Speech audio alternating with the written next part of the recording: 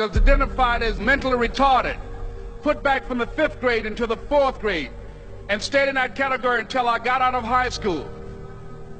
I don't have any college training, but I met a high school teacher who one day changed my life. I was waiting on another student, and when he came in, he said to me, "Young man, go to the board and write what I'm about to tell you." And I said, I can't do that, sir. He said, "Why not?" I said, "I'm not one of your students." He said, "It doesn't matter. Follow my directions now." I said, "I can't do that, sir." He said, "Why not?" I said, "Because I'm educable mentally retarded."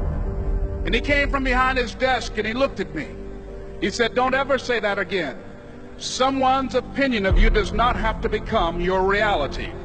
And as he talked, my heart began to beat fast. Tears began to run down my eyes, and I was in the back just listening to him, because the speech he was giving, that speech was for me.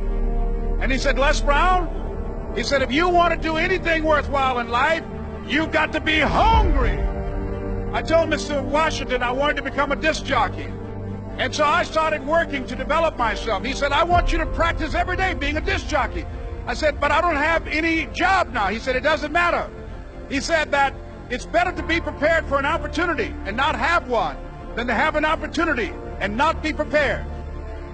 And as I was working to develop myself, I applied for a job as a disc jockey, WMBM on Miami Beach. I went to a guy named Milton Butterball.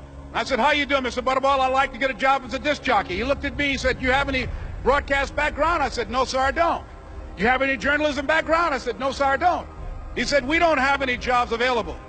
I said, "Yes, sir." I went back to Mr. Washington and I told him. He said, "Don't take it personally." He said, "Most people are so negative, they will have to say no 7 times before they say yes." He said, "Go back again." So I went back again. I said, "How you doing, Mr. Butterball? My name is Les Brown." He said, "I know what your name is. What do you want?" I said, "I'd like to know whether or not you have any jobs for disc jockey, sir." He said, "Didn't I just tell you yesterday we didn't have any jobs?" I said, "Yes, sir, but I know whether or not somebody got laid off or somebody was fired, sir." He said, "No one was laid off or fired. Now get on out of here." I came back the next day like I was seeing him for the first time. I said, "Hello, Mr. Butterball, how are you?" He looked at me with rage. He said, "Go get me some coffee." I said, "Yes, sir." And I went to get him some coffee. After a while, I would get their lunch and dinner, and I would go in the control rooms and take the disc jockeys their food, and I would not leave until they would ask me to leave. One Saturday afternoon, while I was at the radio station, a guy named Rock was drinking while he was on the air. I was the only one there, looking at him through the control room windows, walking back and forth, young, ready, and hungry. Pretty soon the phone rang, and it was the general manager. And I answered the phone. I said, "Hello?" He said, "Les, this is Mr. Klein." I said, "I know." He said, "Rock can't finish his program." I said, "I know." He said, "Would you call one of the other DJs in?" I said, "Yes, sir." I hung the phone up. I said, "Now he must think I'm crazy." I called my mom and my girlfriend, Cassandra. I said, "Y'all turn up the radio and come out on the front porch. I'm about to come on the air." I waited for about 20 minutes, and I called him back. I said, "Mr. Klein, I can't find nobody." He said, "Young boy, do you know how to work the controls?" I said, "Yes, sir." He said, "Go in there and don't say nothing here." I said, "Yes, sir." I couldn't wait to get behind those controls. I put on an old Stevie Wonder record called Fingertips. I sat down behind that turntable. I said, "Look out, this is me, LB Triple P, Les Brown, your platter playing papa. There were none before me, and there will be none after me. Therefore, that makes me the one and only. Young and single and love to mingle, certified, bona fide, indubitably qualified to bring you satisfaction, a whole lot of action. Look out, baby, I'm your love man." I was hungry. I was hungry. You got to be hungry. Begin to know that you have greatness within you.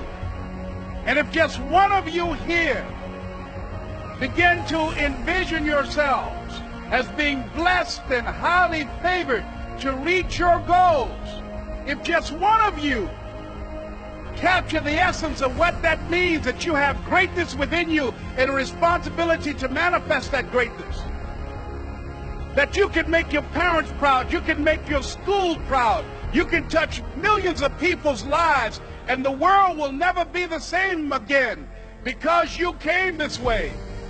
It was hard, ladies and gentlemen, coming to speak to people. And I was facing financial difficulties in my own life. I was behind on my bills and my dreams, and I'm saying to them, you can live your dream. It was hard, ladies and gentlemen. It was very difficult to pick myself up each day believing that I could do it. There were times that I doubted myself. I used to ask myself, can I do this? And something said within me, you're the one. Don't give up on your dream. By continuing to push forward, by continuing to run toward my dream, that one day I would have my own talk show. It's a long shot, ladies and gentlemen, from Liberty City, an abandoned building on a floor, never knowing my mother or father. It's a long shot. Being here with you today in this dome in Atlanta, it's a long shot. No college training, labeled educable, mentally retarded, but I kept running toward my dream. Don't stop. Don't stop running toward your dream.